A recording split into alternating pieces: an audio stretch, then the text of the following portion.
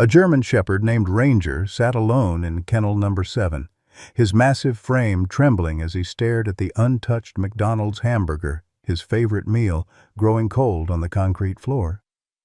The digital countdown timer above his cage read 13 hours, 13 minutes until his scheduled execution. For 3 days straight, he had refused every bite of food, every drop of water. His amber eyes, once bright with intelligence and loyalty, now held only the hollow resignation of the condemned. Snow fell steadily outside the barred window, each flake a silent witness to what many believed would be his final night on earth.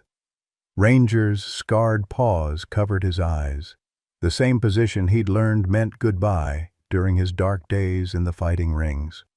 But what the security cameras captured in those quiet midnight hours would soon reveal a truth so shocking it would change everything anyone thought they knew about this so-called dangerous dog. Leave a like and share your thoughts in the comments along with the city you're watching from now. Let's continue with the story. Marcus Thompson had always believed that broken things belonged together.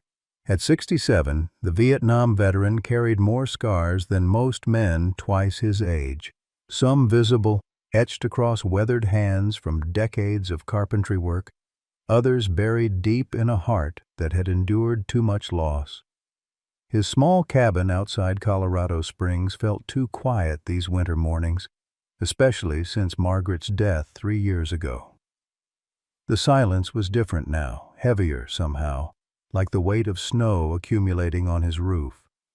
Some days the silence in this house is louder than any bomb I heard in Nam, Marcus often told his only friend, Mrs. Henderson, who lived down the mountain road. But that wasn't entirely true anymore. For the past 6 years, the silence had been broken by the gentle padding of 4 paws and the steady breathing of his closest companion, Ranger.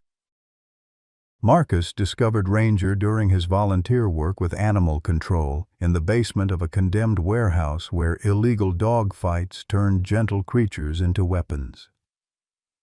The German shepherd cowered in the corner of a makeshift cage, his beautiful face marred by fresh scars, ribs showing through matted fur. Most of the rescue team wanted to move quickly, efficiently, but Marcus sat on the cold concrete floor for 3 hours, reading aloud from the Colorado Springs Gazette until the trembling dog finally lifted his head. "Margaret always said broken things belong together," Marcus had whispered that first day, extending his hand, palm up. Ranger's transformation over the following months became Marcus's own redemption story. The dog who once fought for survival learned to trust again, while the veteran who'd lost his son Daniel in Afghanistan found a reason to wake up each morning. Their daily ritual never varied. Coffee at 5 a.m. sharp, Marcus taking the first sip while Ranger waited patiently for the last bite of his breakfast. Evening walks through the pine forest where Ranger would bound through the snow like a puppy, his dark past seemingly forgotten. During Marcus's worst PTSD episodes, when the nightmares came flooding back and his hands shook uncontrollably, Ranger would rest his massive head on Marcus's lap, a living anchor to the present.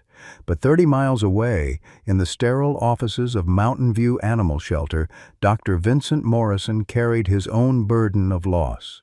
15 years as shelter director had taught him that good intentions didn't always lead to good outcomes. His reputation for stern but fair decisions had been forged in the aftermath of personal tragedy. The night his 15-year-old son Tommy died trying to save a neighbor's dog from a house fire. "I've learned the hard way that sentiment has no place in public safety," Morrison often told his staff. He believed in what he called practical compassion, making the difficult decisions that others couldn't stomach. Yet lately, approaching his 52nd birthday, Morrison found himself questioning whether his unwavering adherence to protocol had hardened him beyond recognition. Neither man knew their paths would soon converge in a way that would test everything they believed about justice, redemption, and the bonds that make life worth living. The annual Christmas festival at Riverside Park had always been Marcus's favorite community tradition. Despite the bitter December cold that made his old war wounds ache, he bundled up in his wool coat and drove the winding road into Colorado Springs with Ranger sitting proudly in the passenger seat, wearing his official emotional support vest. The festival buzzed with families enjoying hot chocolate, children building snowmen, and local vendors selling handmade crafts beneath strings of twinkling lights. Marcus had been coming to this festival for 20 years, first with Margaret and Daniel, then alone after their deaths, and now with Ranger. The German Shepherd had become something of a local celebrity. Children would run up to pet him, and parents would share stories of how the gentle giant had helped their kids overcome their fear of dogs. Today felt different, though, charged with an undercurrent of tension that Marcus couldn't quite identify. "Well, well, look what the wind blew in." The voice behind him made Marcus's blood run cold. He turned to see his younger brother Ray approaching through the crowd, his sheriff's department jacket unbuttoned despite the freezing weather. Ray's bloodshot eyes and the slight tremor in his hands told Marcus everything he needed to know about his brother's ongoing struggles with gambling and drinking. "Ray?" Marcus kept his voice neutral, one hand instinctively moving to Ranger's head. The dog had tensed the moment he spotted Ray, a low rumble building in his chest. "Didn't expect to see you here." "It's a public event, Marcus. Even family members you've written off get to enjoy Christmas." Ray's bitter smile didn't reach his eyes. Beside him stood a thin woman Marcus didn't recognize, her nervous energy obvious as she clutched the hand of a young girl with dark hair and frightened eyes. "This is Lisa, and her daughter Emma," Ray continued, his tone shifting to something Marcus recognized from their childhood, the false charm Ray used when he wanted something. "Lisa, meet my big brother Marcus and his attack dog." Ranger's growl deepened at the word attack, but Marcus placed a steadying hand on his back. The dog had never shown aggression toward anyone in 6 years, but something about this situation was setting off every alarm bell in Marcus's head. 8-year-old Emma hung back behind her mother, her wide eyes fixed on Ranger with unmistakable fear. Marcus noticed the way she flinched when Ray moved too quickly, the protective way she positioned herself slightly behind Lisa. "He's not an attack dog, Ray. Ranger's a therapy animal." Marcus kept his voice gentle, crouching down to Emma's eye level. "He helps people feel better when they're sad or scared. Would you like to meet him properly?" "Don't be such a baby, Emma," Ray snapped, his patience wearing thin. It's just a stupid mutt. Come here and pet the thing so we can move on." The change in Ranger was immediate. The German Shepherd stepped forward, placing himself between Ray and the little girl, his hackles rising. It wasn't aggression. Marcus had seen enough real dog fights to know the difference, but protective posturing, the same stance Ranger took when Marcus was having a panic attack. "Ray, maybe we should—" Lisa started, but Ray cut her off with a sharp gesture. "I said come here, Emma. Don't make me count to 3. Ray's voice carried an undertone of threat that made Marcus's stomach churn. This wasn't normal frustration with a shy child. This was something darker. Emma began to cry, quiet tears that she tried to hide by looking down at her shoes. Ray reached out and grabbed her arm, not gently, his fingers digging into her thin coat. "I swear, Emma, if you embarrass me in front of all these people—" That's when Ranger moved. The German Shepherd lunged forward with startling speed, positioning himself directly between Ray and Emma. His lips pulled back in a snarl that Marcus had never seen before, not even during those first terrible days at the rescue shelter. But Ranger wasn't looking at Emma. His attention was focused entirely on Ray, specifically on the hand gripping the child's arm. "Get that dog away from her!" Ray shouted, releasing Emma and stumbling backward. "It's going to attack!" The crowd around them began to notice the commotion. A teenager with a phone started recording, while elderly couples backed away nervously. Marcus could see the situation spiraling out of control, but when he moved to call Ranger back, the dog refused to budge.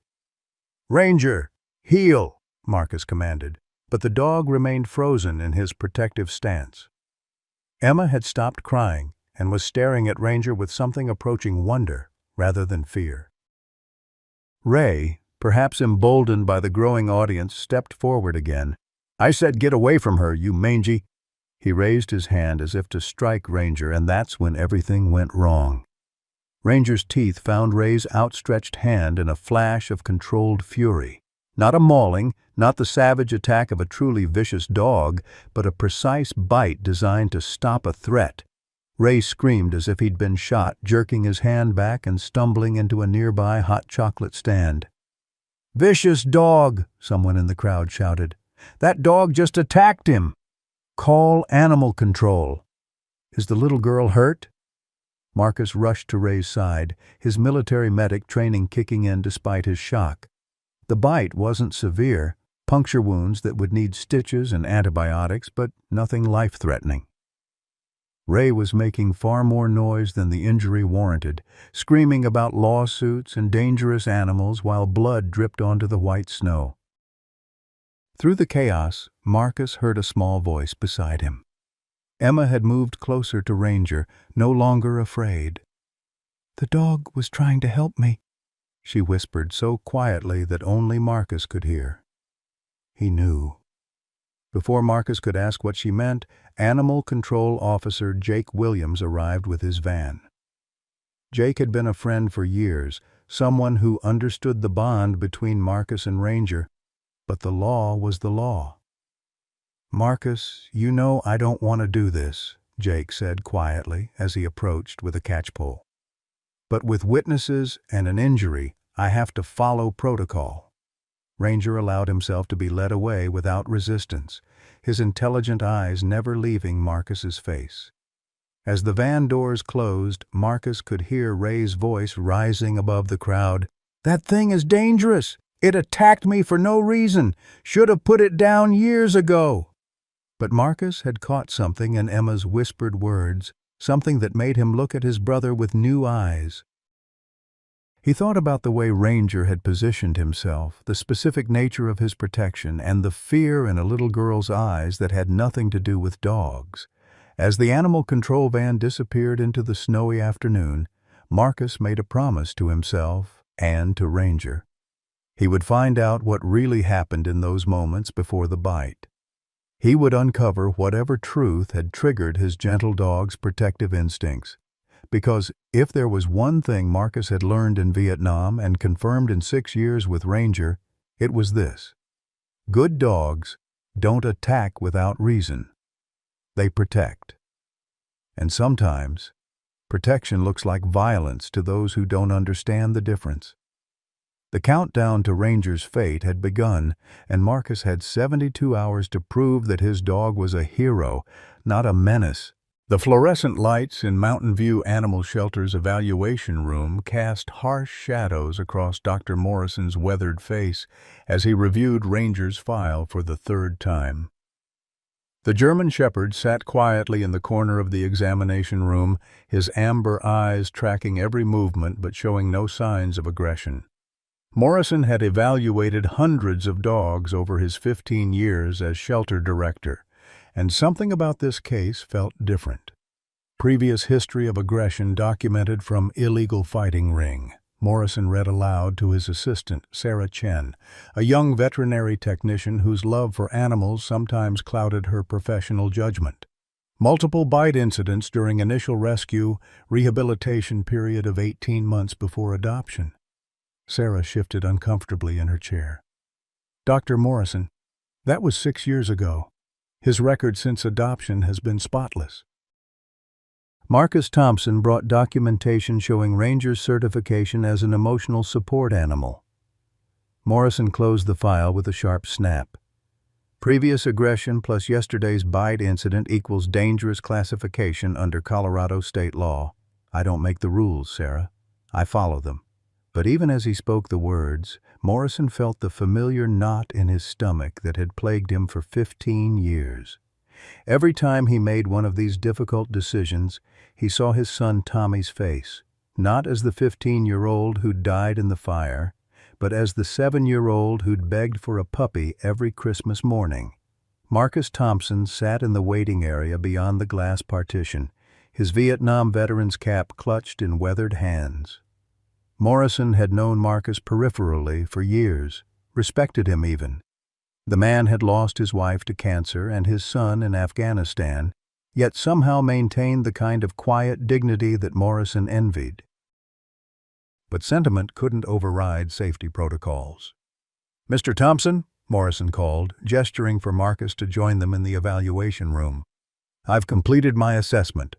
Under Colorado Revised Statute 18-9204.5, any dog with a documented history of aggression that commits a bite incident must be classified as dangerous." Marcus's face remained stoic, but Morrison caught the slight tremor in his hands. "Dr. Morrison, Ranger was protecting a child. There were witnesses who saw—" "I reviewed the security footage from the park," Morrison interrupted. "The angle is inconclusive. What I see is a dog with a violent past attacking a man who was interacting with a child. The court of public opinion may sympathize, Mr. Thompson, but the law is clear." The countdown timer on the kennel assignment board showed 71 hours and 37 minutes. Morrison watched Marcus's eyes fix on those numbers with the same expression he'd seen on countless other faces, the desperate hope of someone watching time slip away. "You have visiting privileges for 1 hour daily, supervised," Morrison continued, hating the sound of his own voice. "The final decision will be made at 3 p.m. on December 23rd, unless new evidence emerges that fundamentally changes the circumstances." What Morrison didn't tell Marcus was that he'd already reviewed every piece of available evidence twice. The park's security cameras captured the incident from 3 different angles, but none showed the moments immediately before Ranger's protective response. Witness statements were contradictory. Some supported Marcus's claim that Ray Thompson had been threatening the child, while others insisted they'd seen an unprovoked attack. That evening, as snow continued to fall outside his office window, Morrison found himself walking through the shelter's kennels during his usual after-hours inspection. Most dogs barked or whined for attention when he passed, but Ranger simply watched him with those intelligent amber eyes. The untouched dinner bowl in his kennel told its own story. "He hasn't eaten since arrival," Sarah reported quietly. Morrison hadn't heard her approach. "Won't drink water either, just sits by the kennel door like he's waiting for someone." Morrison studied the German Shepherd's posture. Alert but not aggressive, sad rather than angry. "Dogs don't understand legal proceedings, Sarah. He's probably confused about why he's here." "Or maybe he understands perfectly," Sarah replied, her voice carrying a note of accusation that Morrison chose to ignore.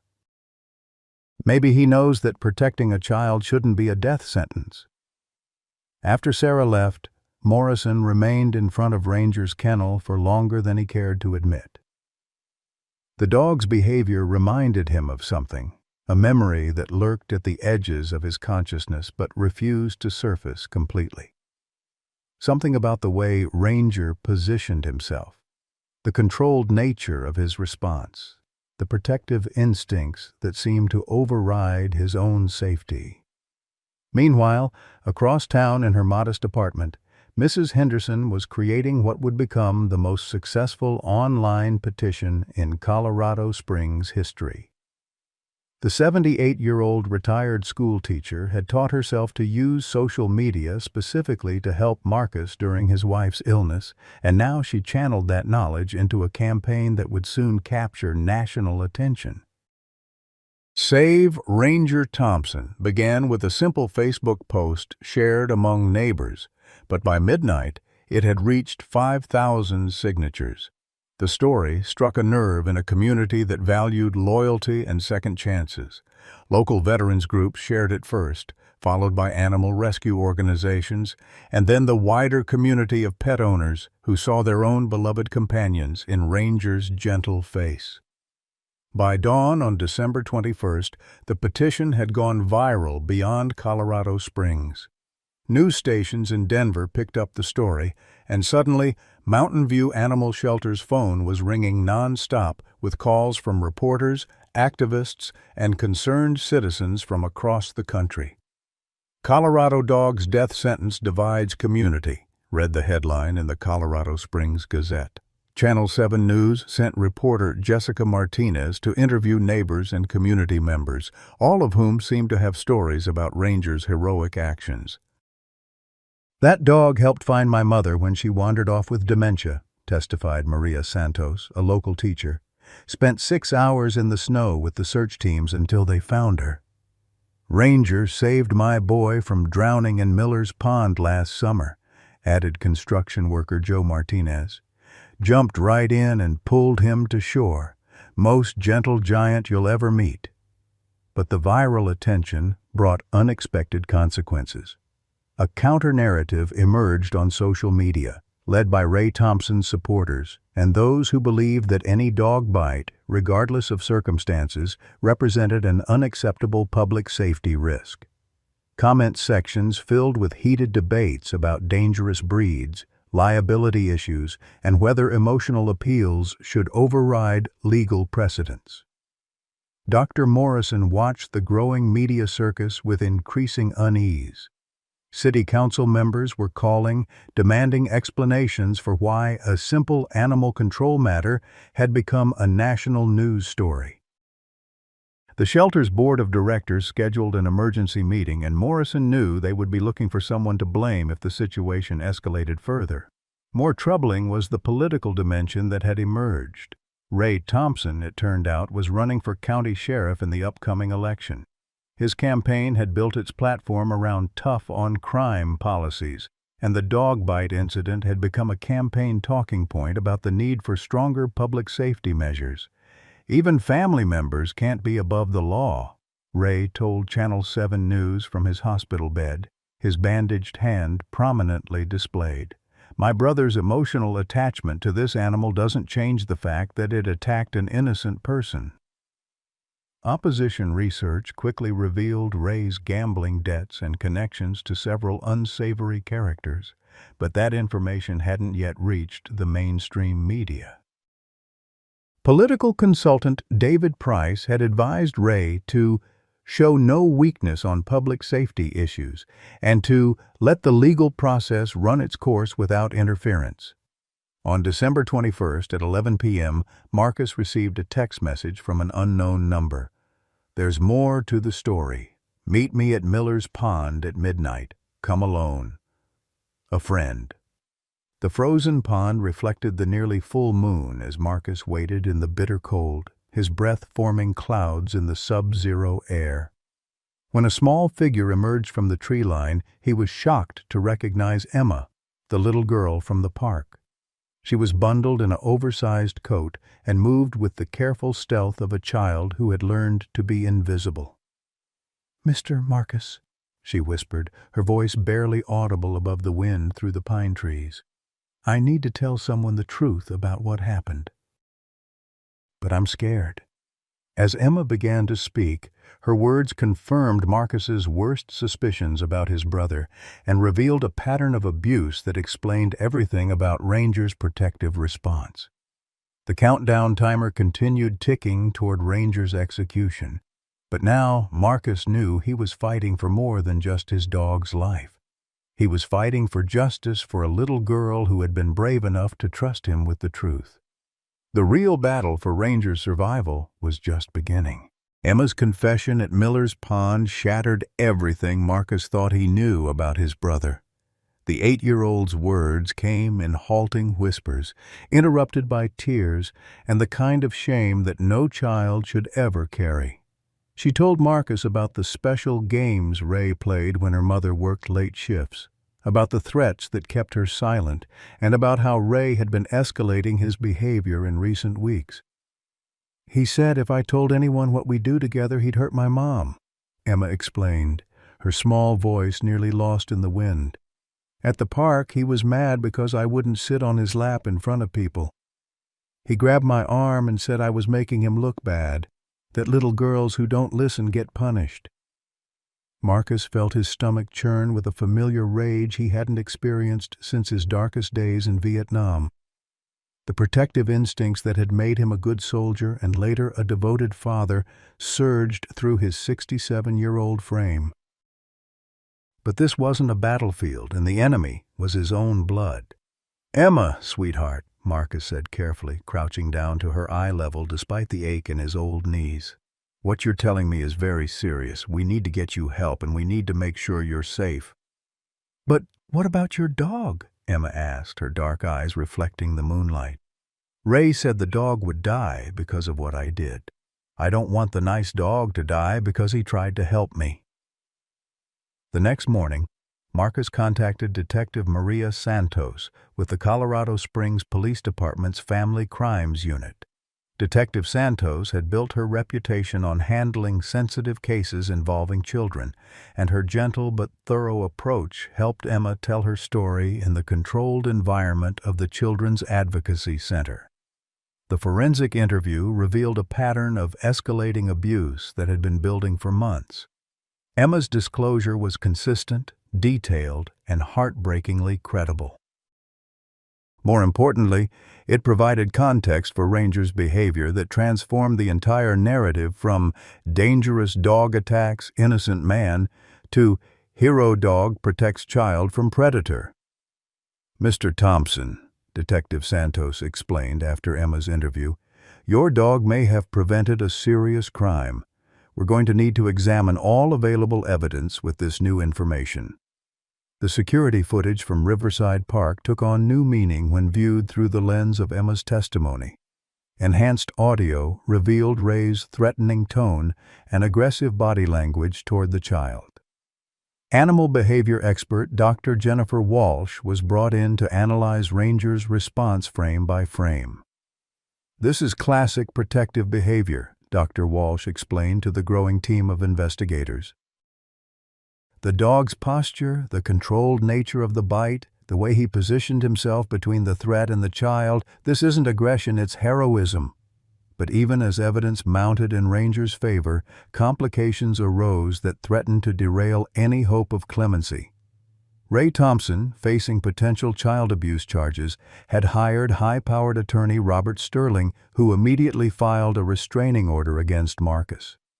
"My client is being harassed by his obsessed brother, who will say anything to save a dangerous animal," Sterling argued in court. "These abuse allegations are a desperate fabrication designed to deflect from the simple fact that this dog attacked an innocent man." The restraining order meant Marcus couldn't contact Ray, Lisa, or Emma directly. Meanwhile, Ray's political campaign went into damage control mode, painting him as a victim of a vicious animal attack and his brother's vendetta. Conservative talk radio hosts picked up the story, framing it as another example of liberal animal rights activists putting pets above public safety. As the media circus intensified, Marcus found himself at the center of a national debate about dangerous dogs, family loyalty, and the justice system. His daily visits to see Ranger became gauntlets through crowds of reporters and protesters on both sides of the issue. "Mr. Thompson, do you believe family loyalty should trump public safety?" shouted one reporter. "Are you willing to sacrifice a child's trauma to save your pet?" called another. Marcus pushed through the chaos without comment, but inside, his heart was breaking. Each day, Ranger looked thinner and more resigned. The proud German shepherd who had once bounded through the forest with puppy-like enthusiasm now lay motionless in his kennel, his spirit seemingly broken by the concrete walls and the countdown timer that marked his approaching execution. "Doctor." Morrison watched the growing media attention with increasing unease. The political pressure was enormous, city council members demanding quick resolution, the mayor's office fielding calls from national news networks, and the shelter's board of directors questioning every decision. But something about the case nagged at him. a feeling he couldn't shake that there were layers to this story he hadn't yet uncovered. The breakthrough came when Detective Santos requested security footage from businesses surrounding Riverside Park. A camera mounted on the Miller's hardware store across the street had captured audio that the park's cameras had missed. When technicians enhanced the recording, Ray's exact words to Emma became crystal clear. "If you tell anyone what we do when Mommy's at work, I'll make sure she loses her job and will have nowhere to live. Is that what you want, you little brat?" The audio recording changed everything. District Attorney James Crawford announced that his office would be reviewing the case with fresh eyes and new evidence that substantially alters our understanding of the incident. But even as legal momentum shifted in Ranger's favor, a more personal crisis was developing. The stress of the situation had triggered Marcus's underlying heart condition, a legacy of his time in Vietnam, and the grief of losing his family. Mrs. Henderson found him collapsed in his cabin on the morning of December 22nd, clutching his chest and struggling to breathe. At Colorado Springs Memorial Hospital, Dr. Patricia Kim delivered news that explained so much about Marcus's desperation to save Ranger. The chest pains weren't just stress-related. They were symptoms of advancing heart disease, complicated by a cancer diagnosis that Marcus had been hiding from everyone. "Mr. Thompson, you should have told someone about your condition," Dr. Kim said gently. "The cancer is treatable, but the stress you're under is making everything worse. Your heart can't take much more of this." Marcus stared at the hospital ceiling, thinking about the irony of his situation. He was dying, just as Ranger was scheduled to die, and neither of them had done anything to deserve their fate. But where Marcus had kept his diagnosis secret, Ranger's death sentence was playing out in front of the entire world. News of Marcus's hospitalization spread quickly through the community that had rallied around Ranger's cause. The image of the dying veteran fighting to save his loyal companion added another emotional layer to an already charged situation. Vigils were organized, fundraisers started, and the #SaveRanger hashtag trended nationally on social media. Emma, now in protective custody with her aunt while the investigation continued, drew a picture that quickly went viral when shared by supporters. It showed a large German shepherd standing between a small girl and a dark figure with the words "Hero Dog" written in crayon beneath. The innocence of the child's artwork contrasted powerfully with the legal complexities surrounding the case. Dr. Morrison found himself at the center of unprecedented pressure from all sides. Animal rights activists demanded Ranger's immediate release, while public safety advocates insisted that any deviation from standard protocol would set a dangerous precedent. The shelter's board called emergency meetings, and Morrison's job security became increasingly uncertain. But the pressure that affected Morrison most came from an unexpected source: his ex-wife, Catherine, who called him for the first time in 2 years. Their marriage had ended in the aftermath of their son Tommy's death, destroyed by grief and Morrison's increasing emotional distance from everything that reminded him of their loss. "Vincent," Catherine said during their awkward phone conversation, "I've been following this story on the news. That dog, there's something about this case that's eating at you, isn't there?" Morrison sat in his empty office after hours, Ranger's files spread across his desk alongside newspaper clippings about the case. Catherine was right. Something about Ranger's protective behavior reminded him of something he'd been trying to forget for 15 years. "Tommy would have loved this dog," Catherine continued softly. "He always said animals were better judges of character than people. Maybe you should listen to what this dog was trying to tell everyone." That night, Morrison did something he hadn't done in his 15 years as shelter director. He sat outside Ranger's kennel after closing time, just watching and thinking. The German shepherd acknowledged his presence with a gentle tail wag, but made no demands for attention or affection. He simply existed in that moment, patient and resigned to whatever fate awaited him. "I wonder what you saw that day," Morrison whispered to the dog.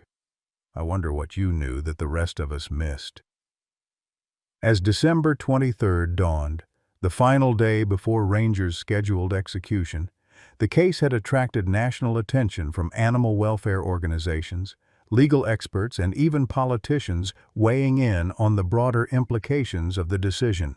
The ASPCA had offered to provide legal representation, while the National Sheriff's Association had issued a statement supporting consistent application of public safety laws. Local businesses had chosen sides in the controversy.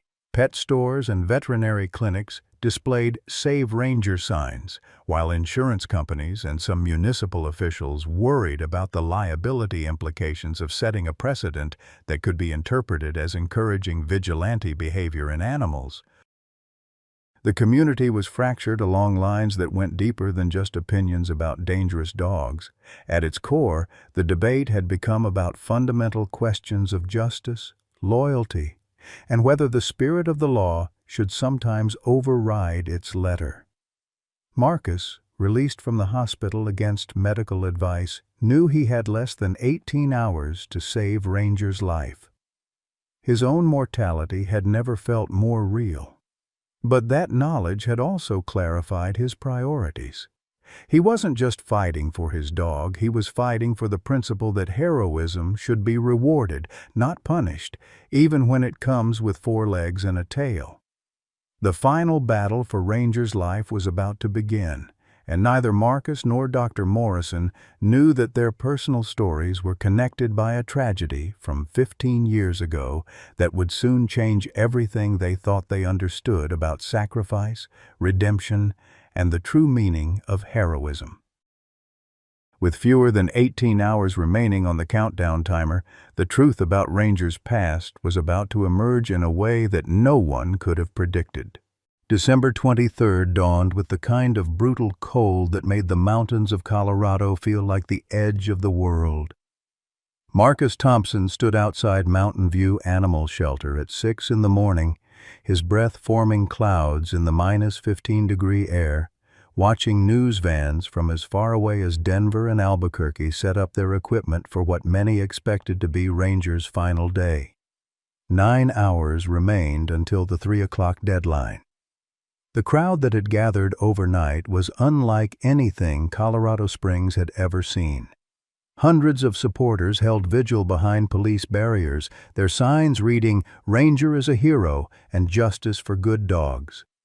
Counter-protesters had arrived equally early, carrying banners that proclaimed "Law and Order" and "Protect our children from dangerous animals." The ideological divide that had split the community was now playing out in real time under the unforgiving winter sky. Marcus pushed through the crowd, his Purple Heart visible on his veteran's jacket, his face drawn and pale from his recent hospitalization. Reporters thrust microphones toward him, shouting questions that he ignored with the same stoic determination that had carried him through Vietnam and the loss of his family.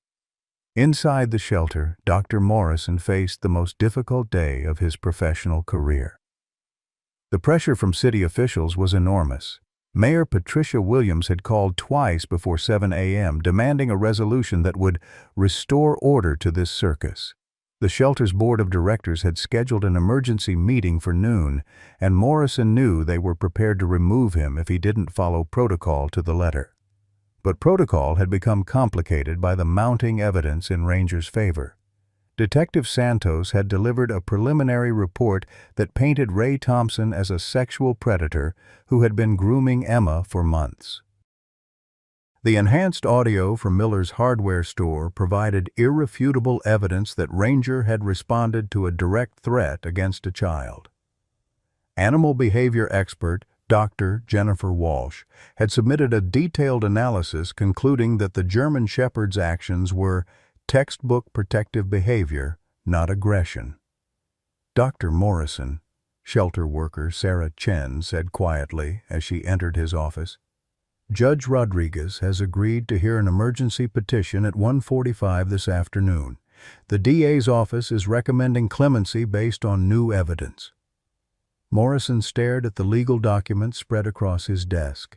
In 15 years as shelter director, he had never seen a case generate this level of scrutiny or controversy.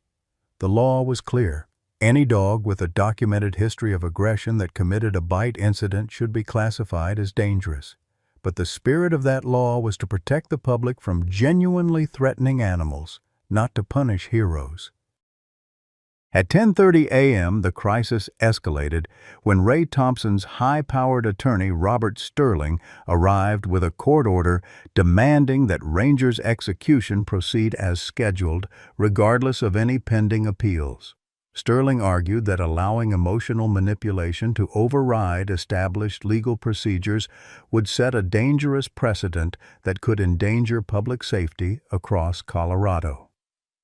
Your Honor, Sterling addressed Judge Maria Rodriguez via emergency phone conference, we cannot allow sentiment to triumph over law. This dog has a documented history of violence, and it attacked my client. The circumstances that allegedly led to the attack are irrelevant to the legal requirements for dangerous animal classification. But District Attorney James Crawford had spent the morning reviewing every piece of evidence, and his recommendation carried significant weight. Your Honor, new audio evidence reveals that the defendant Ray Thompson was making direct threats against a minor child immediately before the incident. The dog's response was protective, not aggressive. We believe justice requires a full hearing of this evidence.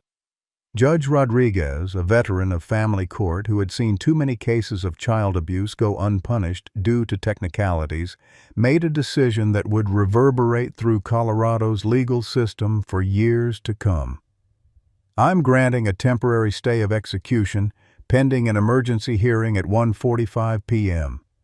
All parties will present their evidence, and I will make a final determination based on the totality of circumstances. The courtroom announcement sent shockwaves through the crowd outside the shelter. Supporters erupted in cheers, while opponents denounced what they saw as judicial activism overriding public safety concerns. National news networks went live with breaking news bulletins, and social media exploded with reactions from across the country. Marcus felt his knees buckle with relief, but Sarah Chen caught his arm before he could fall. Mr. Thompson, you need to get to the hospital.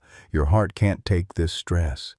I'm not leaving Ranger, Marcus whispered, his voice hoarse from exhaustion and emotion. Not when we're this close. At noon, as the emergency hearing approached, an unexpected figure arrived at the shelter that would change everything. Dr. Morrison was reviewing his testimony when his secretary announced that his ex-wife, Catherine, had come to see him.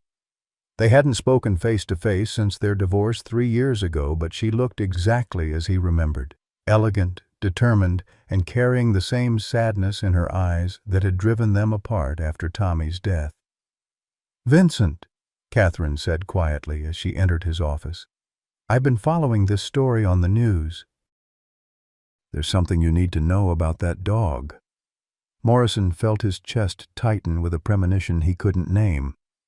"Catherine, I don't have time for—" "The dog's microchip," she interrupted, placing a folder on his desk.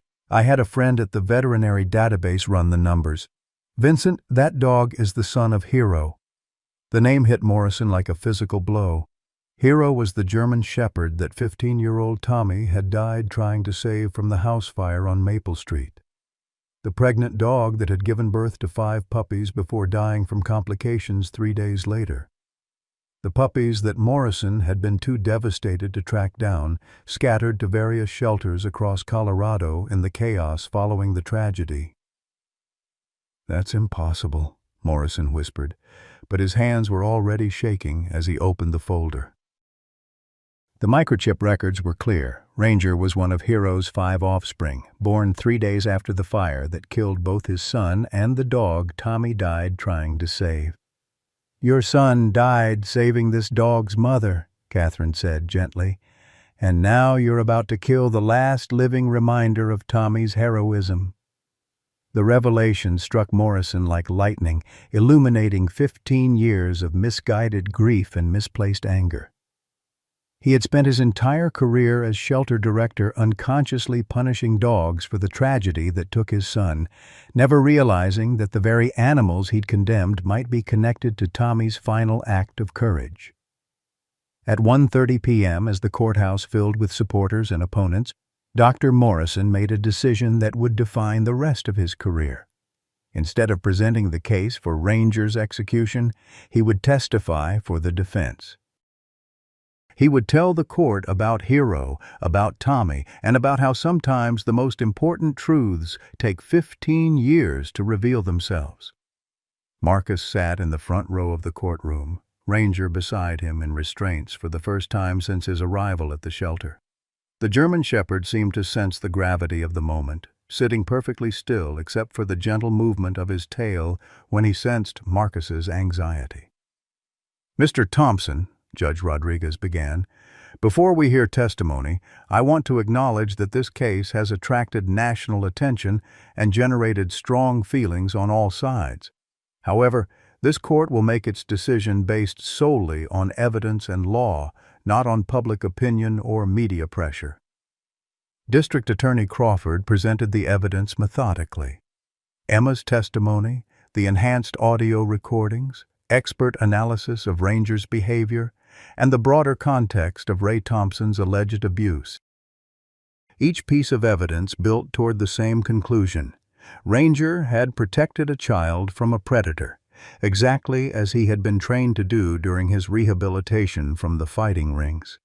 But it was Dr. Morrison's testimony that silenced the courtroom and brought tears to the eyes of hardened court reporters. Standing at the witness stand, Morrison told the story of his son Tommy's death and the pregnant German Shepherd he died trying to save. He explained how grief had twisted his judgment for 15 years, causing him to see threat where there was heroism, danger where there was love. "Your Honor," Morrison concluded, his voice breaking with emotion, "I have spent 15 years trying to honor my son's memory by protecting the public from dangerous animals. Today, I realize that the greatest honor I can give Tommy is to protect the innocent, just as this dog protected an innocent child. Just as Tommy protected an innocent animal with his life." As Morrison stepped down from the witness stand, he caught Marcus's eye across the courtroom. Two fathers who had lost everything, connected by a dog whose heroism bridged the gap between their grief and their hope for redemption. Judge Rodriguez called a brief recess to consider the testimony, and in those agonizing minutes, Marcus held Ranger's massive head in his hands and whispered the prayer he'd been carrying in his heart for 3 days. "Please, God, let justice win today. Let love triumph over fear." At 2:45 p.m., with 15 minutes remaining until the original execution deadline, Judge Rodriguez returned to deliver a verdict that would make national headlines and set legal precedent for protective animal behavior across the United States. Judge Rodriguez returned to the bench at 2:45 p.m., her face grave and unreadable. The packed courtroom fell into absolute silence, broken only by the soft whimpering of Ranger, who seemed to sense the weight of the moment.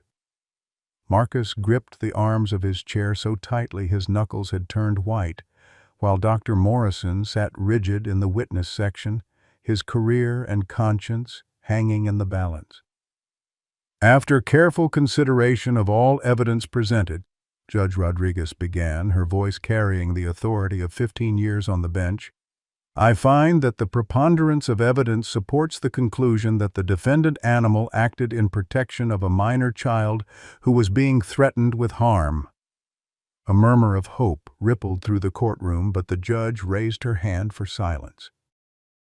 "However," she continued, and that single word sent Marcus's heart plummeting, "I am bound by the statutory requirements of Colorado Revised Statute 18-9-204.5.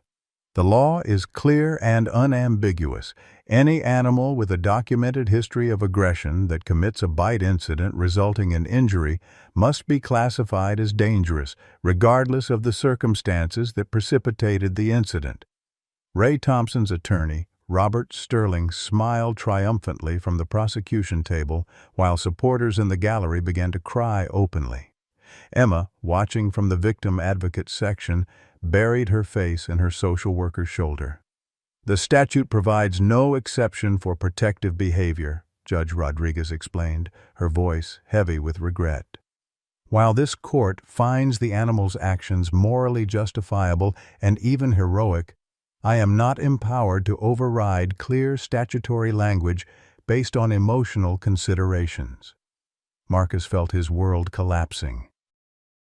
The countdown timer in his mind showed 8 minutes until 3 o'clock.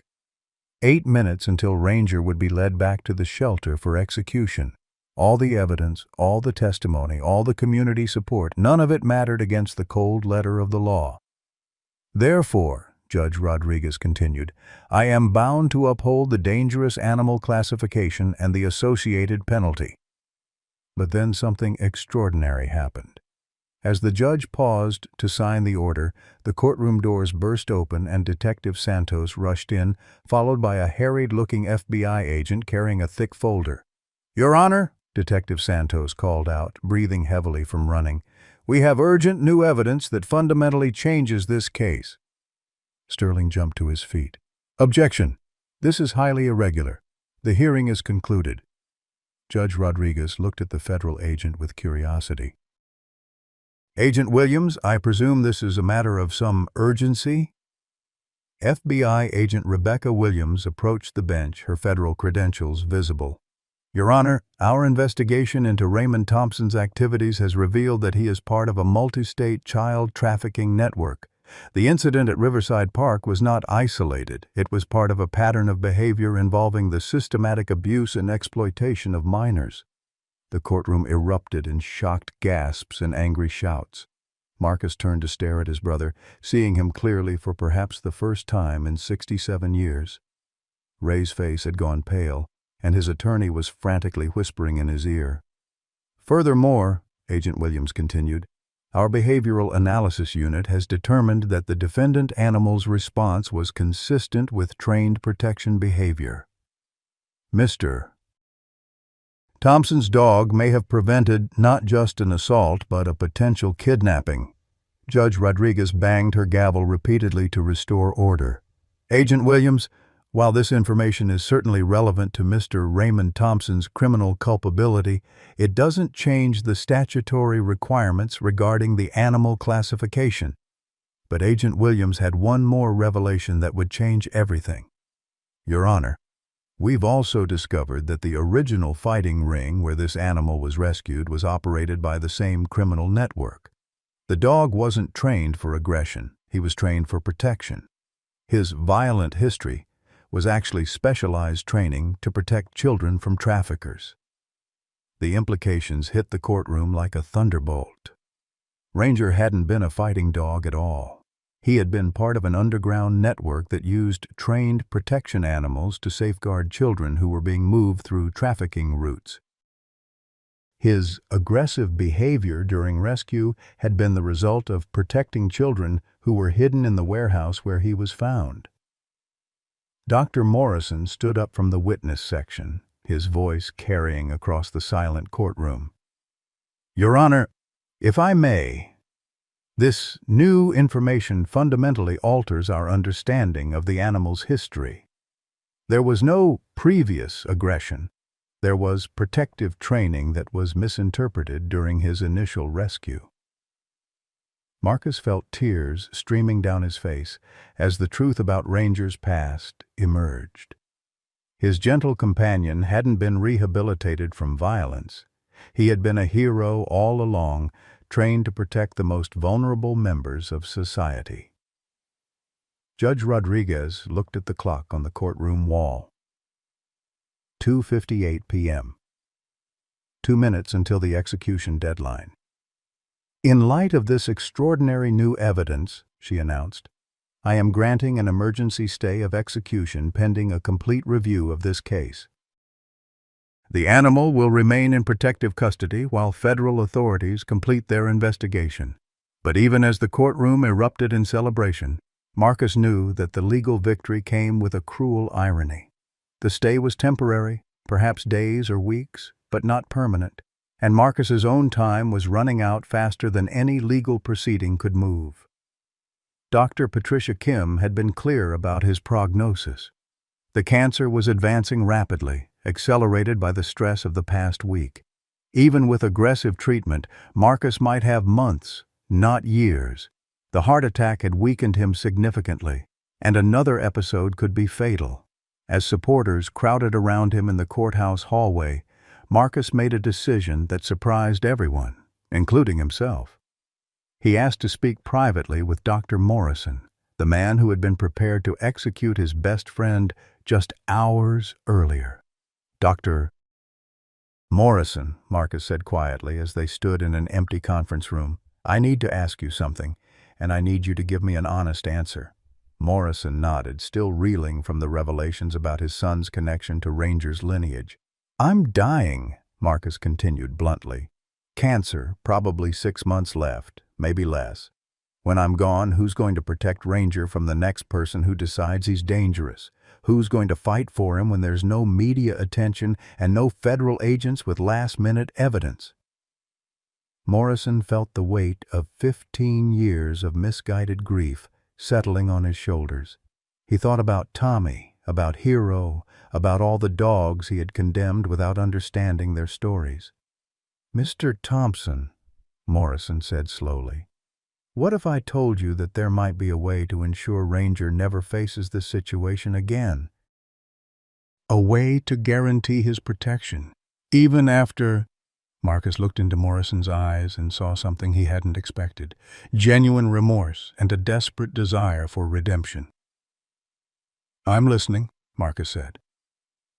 I want to adopt him, Morrison replied. Officially. As shelter director, I can create a legal framework that makes him my responsibility. But I want you to retain full custody and care for as long as you're able. He would be my dog on paper, your dog in reality. The proposal was unprecedented, but Marcus recognized it for what it was. One broken man's attempt to find healing through protecting another broken man's source of joy. Why?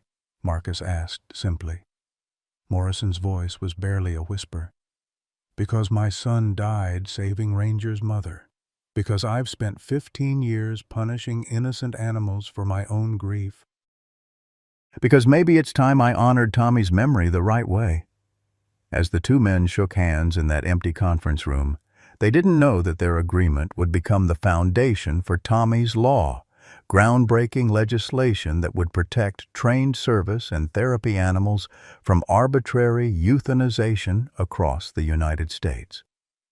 Outside the courthouse, as snow began to fall on the crowds of supporters still celebrating Ranger's reprieve, Emma broke away from her social worker and ran to where Marcus was standing with Ranger. The little girl wrapped her arms around the German shepherd's neck and whispered something that only he could hear. Later, when reporters asked what the child had said to the dog, Marcus would tell them, "She said thank you for being brave when she couldn't be. She said heroes come in all shapes and sizes, but the best ones have 4 legs and wet noses." The temporary victory felt hollow to Marcus, though. Legal stays could be overturned, public attention would fade, and bureaucratic wheels would continue turning long after he was gone. Ranger had been saved today, but tomorrow would bring new challenges, new officials who might not understand the difference between protection and aggression. As the celebration continued around them, Marcus knelt beside Ranger in the courthouse parking lot and made a promise that only the dog could hear. "I'm going to make sure you're safe forever, boy, even if it's the last thing I do." 3 days after the courthouse victory, Marcus Thompson sat in his oncologist's office receiving news that would have devastated him a week earlier, but now felt like just another challenge to overcome.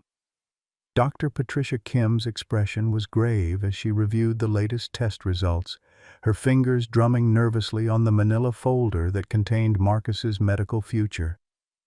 "The stress from recent events has accelerated the cancer's progression," Dr. Kim explained gently. "What we thought might be 6 months to a year is now looking more like 8 to 12 weeks, possibly less if you experience another cardiac episode." Marcus absorbed the information with the same stoic calm that had carried him through Vietnam, through Margaret's death, through Daniel's funeral. But this time his acceptance came not from resignation but from purpose. He had work to do and limited time to do it. "Doc, I need to ask you something, and I need you to be straight with me," Marcus said, leaning forward in his chair. "How long do I have before I'm too sick to take care of my dog?" Dr. Kim had treated many terminally ill patients, but she'd never encountered someone whose primary concern was pet care rather than treatment options. "Mr. Thompson, we should discuss aggressive treatment protocols. There are experimental therapies that might—" "How long?" Marcus interrupted firmly. "Maybe 4 to 6 weeks before the fatigue and pain become unmanageable," she admitted reluctantly. "But Marcus, with proper treatment, we could extend—" "Thank you, Dr. Kim. That's all I needed to know." As Marcus drove home through the snowy Colorado Springs streets, he wasn't thinking about chemotherapy or experimental treatments. He was thinking about Ranger's future and the promise he'd made in the courthouse parking lot. 6 weeks to ensure that his best friend would be protected for the rest of his life. The phone call that changed everything came that evening as Marcus sat by his fireplace with Ranger sleeping at his feet. Dr. Morrison's voice carried an excitement that Marcus hadn't heard since their tense first meeting at the shelter. "Marcus, I've been doing research into Ranger's background. The real background, not what we thought we knew. I contacted the FBI agent who testified, and what she told me changes everything." Morrison explained that Ranger wasn't just any protection dog. He was part of an elite program that trained German shepherds to identify and protect trafficking victims. The program, operated by a shadowy network of retired law enforcement officers and military personnel, had been infiltrated by the very criminals it was designed to fight. Ranger and 5 other dogs were trained for 2 years before the program was compromised, Morrison continued. "They're not just protection animals, they're specialized in detecting fear pheromones and stress chemicals that children release when being abused. The FBI wants to recruit him for their counter-trafficking unit." Marcus felt his heart racing, but this time it wasn't from his medical condition. "What does that mean for Ranger?" "It means he becomes a federal asset with protection status that supersedes any state or local animal control laws. He would be officially retired from active duty due to his age, but his status would protect him from any future legal challenges. He'd be untouchable, Marcus." The irony wasn't lost on Marcus that Ranger's salvation would come from the very law enforcement system that had nearly executed him. But federal protection status would only solve the legal problem. It wouldn't solve the personal one. Who would love Ranger when Marcus was gone? Who would remember that he liked his hamburgers without pickles and slept better when someone sang Amazing Grace? Dr. Morrison seemed to read his thoughts across the phone line. "Marcus, there's something else. Catherine, my ex-wife, she's been following this story. She wants to meet Ranger. She thinks taking care of him might help us both heal from losing Tommy."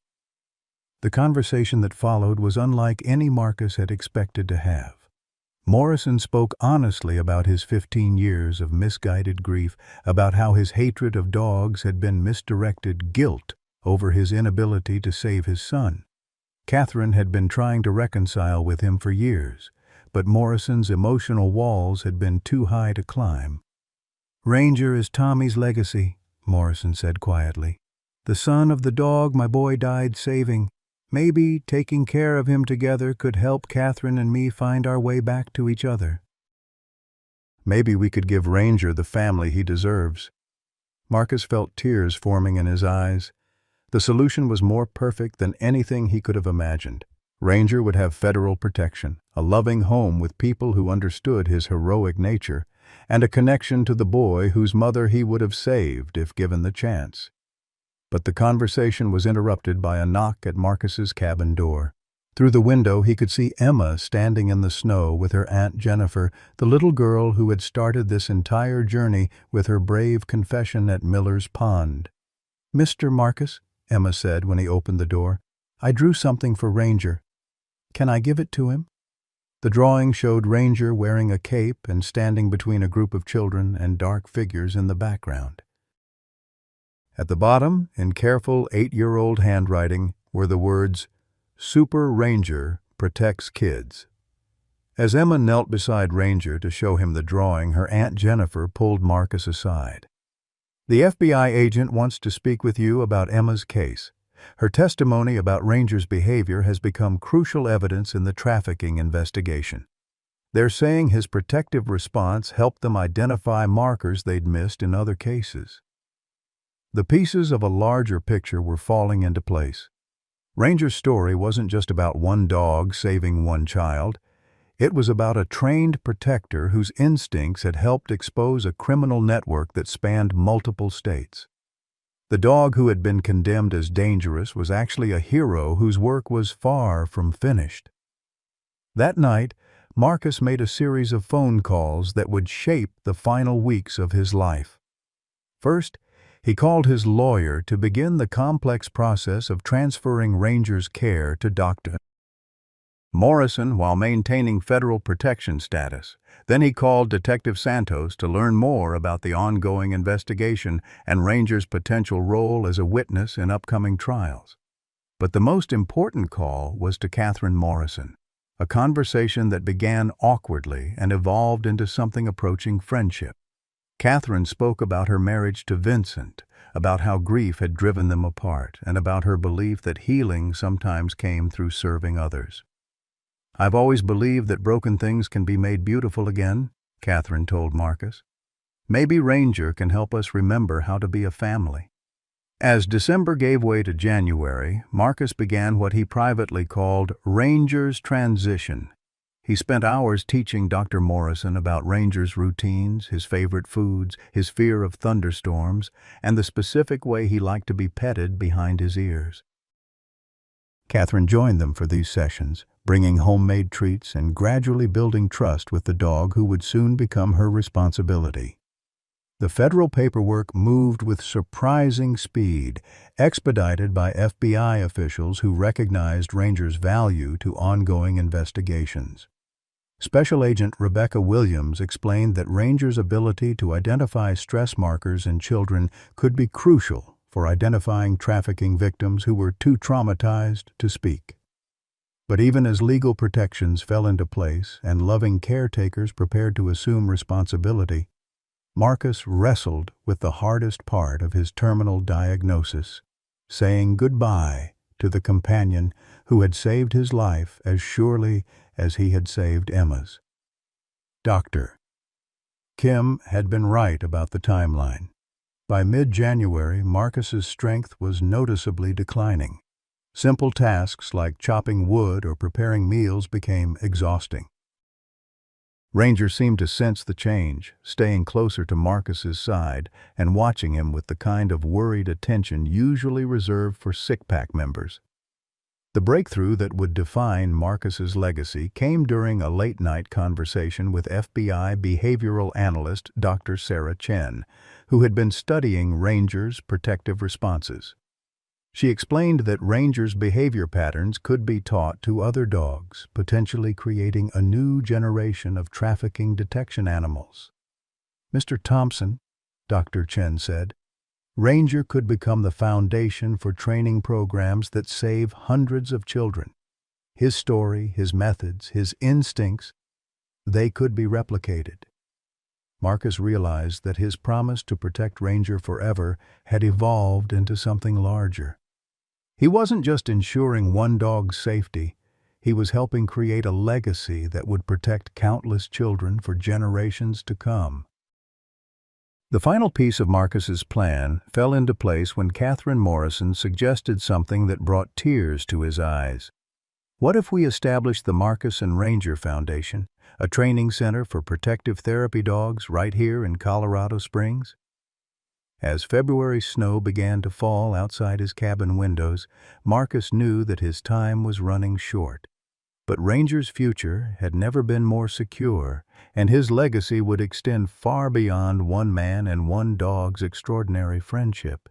The spring morning that would change everything began like so many others, with Marcus and Ranger sharing coffee and silence on the cabin's front porch. 6 months had passed since that desperate December day when execution seemed inevitable, and the world had transformed in ways none of them could have predicted. Marcus's cancer had responded to treatment far better than anyone expected. Dr. Kim called it remarkable, possibly miraculous. The experimental therapy, combined with what she diplomatically termed renewed purpose in life, had pushed the disease into an unexpected remission. The man who had been given weeks to live was now planning for years. Sometimes the best medicine isn't found in a pharmacy, Dr. Kim had told him during his latest checkup. Sometimes it's found in having something worth living for. Ranger, now officially a retired federal asset with the FBI's counter-trafficking unit, had become the founding member of the Marcus and Ranger Foundation. The training center, built on 40 acres donated by the Morrison family, was already preparing its second class of protective therapy dogs. Children from across the region came to work with specially trained German shepherds who could detect trauma and provide comfort to those who had survived the unthinkable.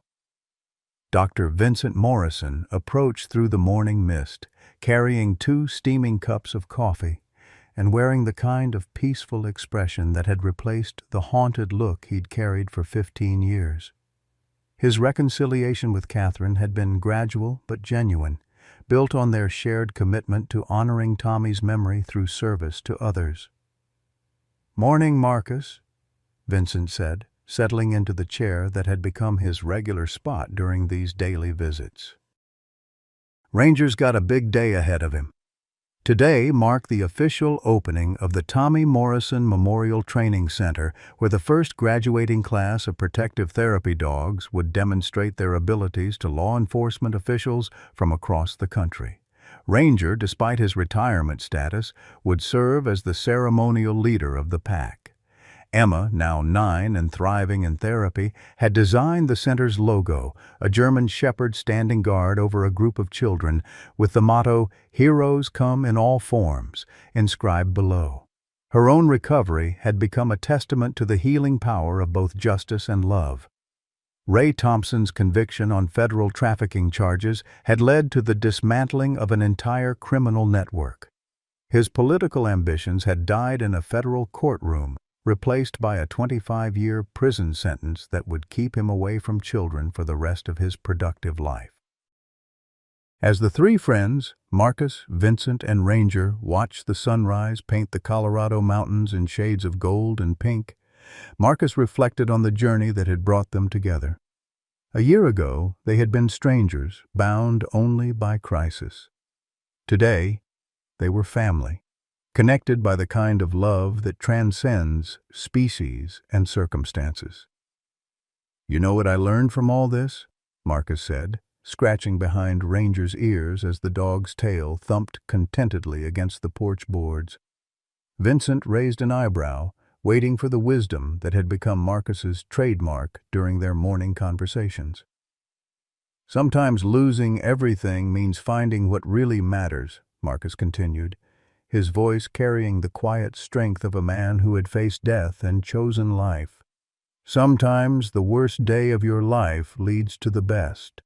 Ranger barked once, his tail wagging with the enthusiasm of a dog who understood that some stories have happy endings. In the distance, the sound of children's laughter drifted from the training center, where young survivors were learning to trust again with the help of 4-legged therapists who knew something about second chances. The abandoned dog who had once begged to see his owner one last time had become a symbol of hope for countless others. But more than that, he had become proof that love, loyalty, and the courage to do what's right could triumph over even the darkest circumstances. As the morning sun climbed higher into the Colorado sky, three unlikely friends sat together in comfortable silence, each of them grateful for the day when a German shepherd's protective instincts had saved not just one little girl, but all of them. Sometimes the most beautiful stories begin with our darkest moments. When Marcus Thompson thought he was losing everything, his health, his loyal companion Ranger, and his faith in justice, he discovered something profound about the American spirit that still burns bright in communities like Colorado Springs. This wasn't just about saving one dog. It was about neighbors standing together, about second chances, and about the kind of loyalty that built this great nation. Marcus, a Vietnam veteran facing his own mortality, found family in the most unexpected places, with Dr. Morrison, a grieving father seeking redemption, and little Emma, whose courage reminded us all that heroes come in every size. Their story proves that even when bureaucracy fails us, when politicians disappoint us, and when life seems unfair, ordinary Americans can still move mountains through love, determination, and unwavering faith in doing what's right. Ranger's transformation from death row to federal hero mirrors our own capacity for renewal and hope.